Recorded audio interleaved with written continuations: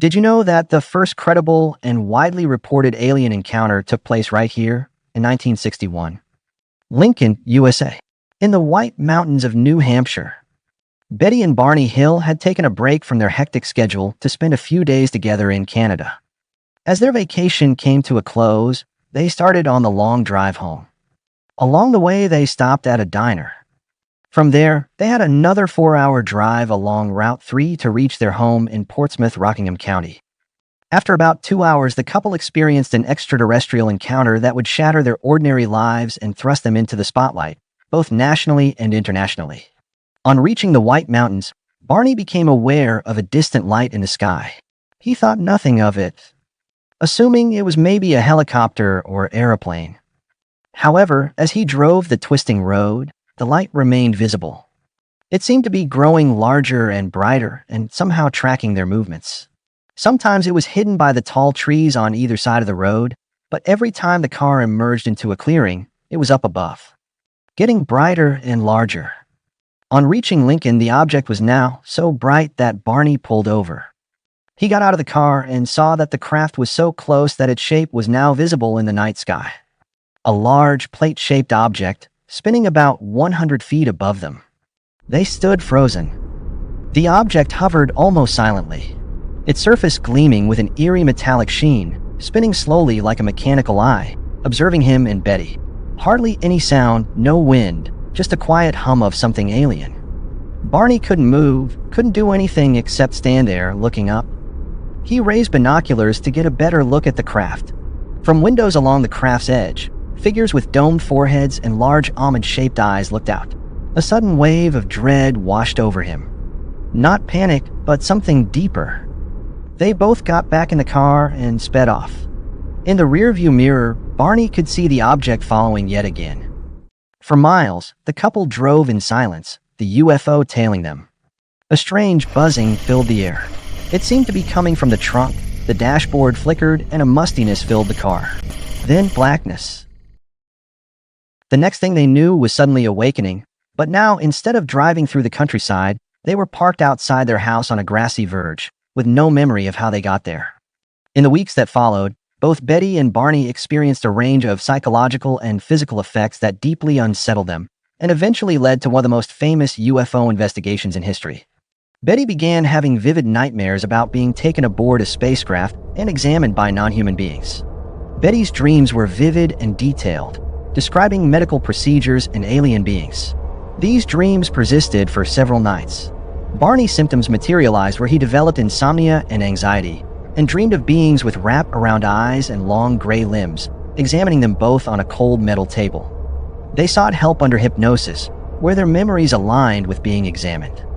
Under hypnosis, Barney described a strange compulsion during the UFO encounter that deeply disturbed him. As he approached the UFO with binoculars raised, he said that he felt an overwhelming urge to continue walking towards the object despite sensing danger. He described it as feeling like he was being pulled. Barney said he felt mentally controlled or compelled to approach the craft even though he was terrified. This compulsion, a mix of fear, fascination, and perceived mental influence, has become one of the earliest descriptions of telepathic control and alien abduction. It contributed to the eerie and unsettling tone of the Hills account, which remains a cornerstone of UFO history. There is no doubt the Hills experience led to news outlets taking future abduction reports more seriously and bringing them to the attention of the world. There were also physical clues pointing to the fact that something strange had happened that night.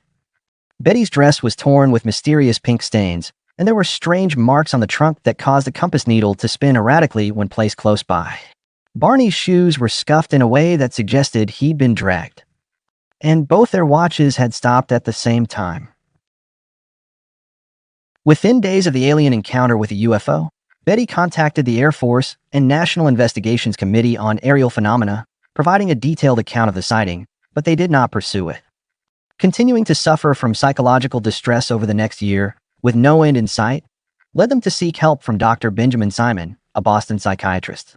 Simon had no interest or belief in UFO phenomenon and only cared for the welfare of his patients. Simon used a therapeutic hypnosis technique he refined during World War II to treat soldiers with combat trauma. Under hypnosis, both recalled being taken aboard a spacecraft and subjected to medical examinations. The psychiatrist, to separate possible stress-induced dreams from reality, concentrated on their dreams that shared core elements. As the sessions progressed, the couple began to recall what happened to them. They remembered driving through the mountains when the unidentified craft suddenly descended onto their vehicle, rendering them unconscious. When they awoke, the same gray entities they had seen earlier guided them up a ramp into the spacecraft. Inside, the couple were separated and subjected to individual examinations. Each was instructed to lie on a metallic table and undress. The beings surrounded them and collected physical samples: hair strands, nail clippings, and small patches of skin. They also inserted needles into various parts of their bodies. Betty described an invasive procedure involving a needle inserted into her abdomen, which she believed was a test for pregnancy. The Hills noted that one figure, known to them as the leader, did not take part in examinations, but stood aside, supervising the procedures. Betty stated that she communicated with a being and inquired about the spaceship. Under further hypnosis sessions, she later recreated a star chart revealed to her during the encounter. Researched by Marjorie Fish, it was found that the chart replicated the Zeta Reticuli star system, a star system 39 light-years from Earth. The story of Betty and Barney Hill is set apart from previous claims of alien abduction due to their credibility.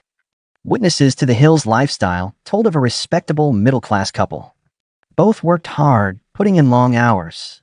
Betty a social worker and Barney employed as a postal worker. An interracial couple and civil rights advocates. They had much to lose if their aim was simply attention-seeking. Another point in their favor was the consistency of their stories. Their accounts never wavered, even under hypnosis. Their experiences were later published in a book, The Interrupted Journey, and in the movie, The UFO Incident.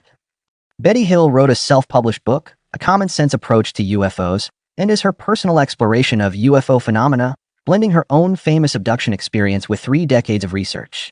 It's a rare, self-published book that has become a collector's item, offering insight into how Hill interpreted her experiences and the broader UFO debate. It is filled with stories of her experiences over decades, such as squadrons of UFOs in flight and a truck levitating above the freeway.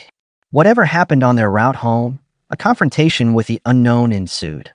From the accounts of Betty and Barney, and the subsequent physical and psychiatric testing that followed, there can be no doubt that an alien encounter with the strange gray beings from Zeta Reticuli took place.